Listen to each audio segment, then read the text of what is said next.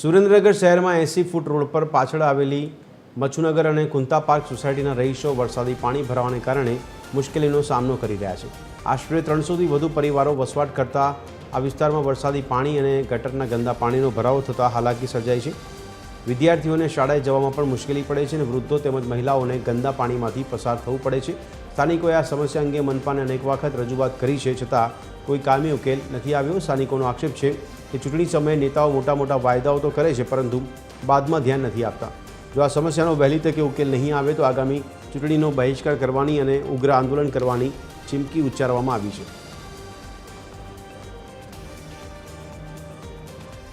અહીંયા અમારે પાણીની એટલી ગંદકી છે અને કોઈ પણ મત હોય ને ત્યારે બધા આવે, ચૂંટણી હોય ને ત્યારે કે મત આપો। અમારા ઘરના 9 મત છે, અમારા બાજુવાળાના 6-7, અમે એમ કઈક 50 મત છે। અમે અહીંયા હરખું કરશું ને તો જ અમે આપશું। દર વખતે આવે હા કરશું, ચૂંટાઈ જાય પછી કોઈ ધ્યાન જ નથી દેતું। અને કેટલી ગંદકી, આ જો તમે ફરતી કોણ, અમારે હાલવાની એટલી સમસ્યા, ઘરની બહાર નથી નીકળી શકતા, બરાબર। અને ગંદકી જોવો તો એટલી ને કે વાત જ પૂછવામાં, એમ કોઈ ધ્યાન નથી દેતું, કોઈ આવતું નથી જોવા। અહીંયા તમામ પ્રકારની પ્રાથમિક સુવિધાઓનો તદ્દન અભાવ છે। મહાનગરપાલિકામાં અનેક વખત રજૂઆતો કરી, ચોમાસામાં પાણી ભરાઈ જાય અને એ પાણી લગભગ ચોમાસું પૂરું થયા પછી 2-3 મહિના સુધી પાણીનો કોઈ નિકાલ નથી થતો। એનું કારણ એ કે અહીંની તમામ ભૂગર્ભ ગટરો છે એ બ્લોક છે। મહાનગરપાલિકામાં રજૂઆત કરી, એન્જિનિયર અહીંયા આવે, આંટો મારે, પછી પેલું એક જેટ મશીન આવે અને માત્ર દેખાડો કરીને જતા રહે।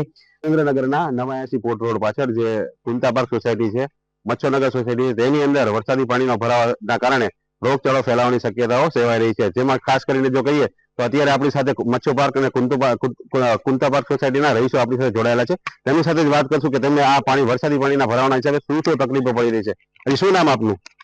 વાઘેલા નટુરભાઈ લક્ષ્મીભાઈ। આપને શું તકલીફ પડી રહી છે?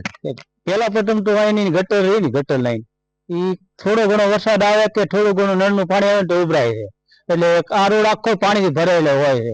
અને બીજા નંબરમાં કે તમારા નજરે પાછળ દેખાય છે ઈ સતત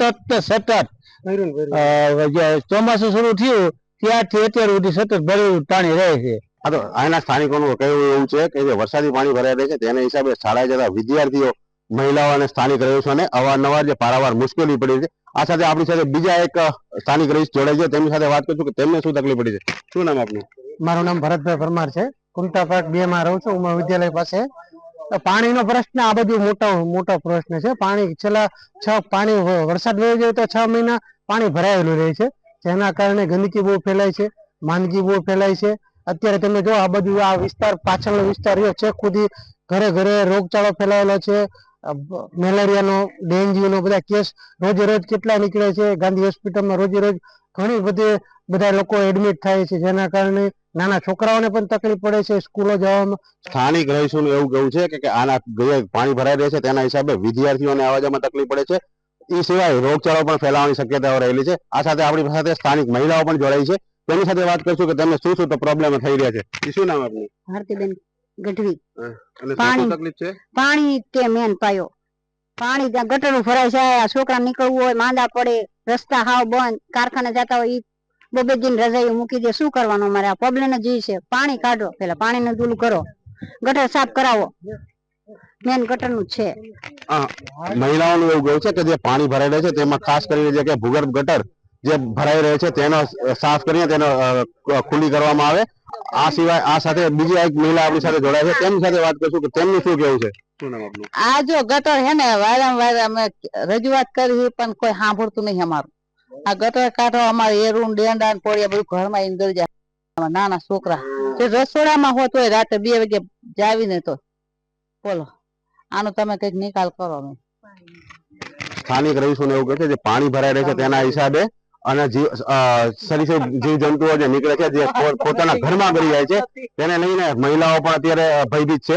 તો આપણે જે વાત કરીએ ત્યાં કુંતા પાર્ક સોસાયટી અને મચ્છુ પાર્ક સોસાયટીમાં જે પાણીનો નિકાલ કરવામાં આવે તેવી સ્થાનિક લોકોની માંગ છે। રાજેશ બોરાસી, TV 13 ગુજરાતી, સુરેન્દ્રનગર।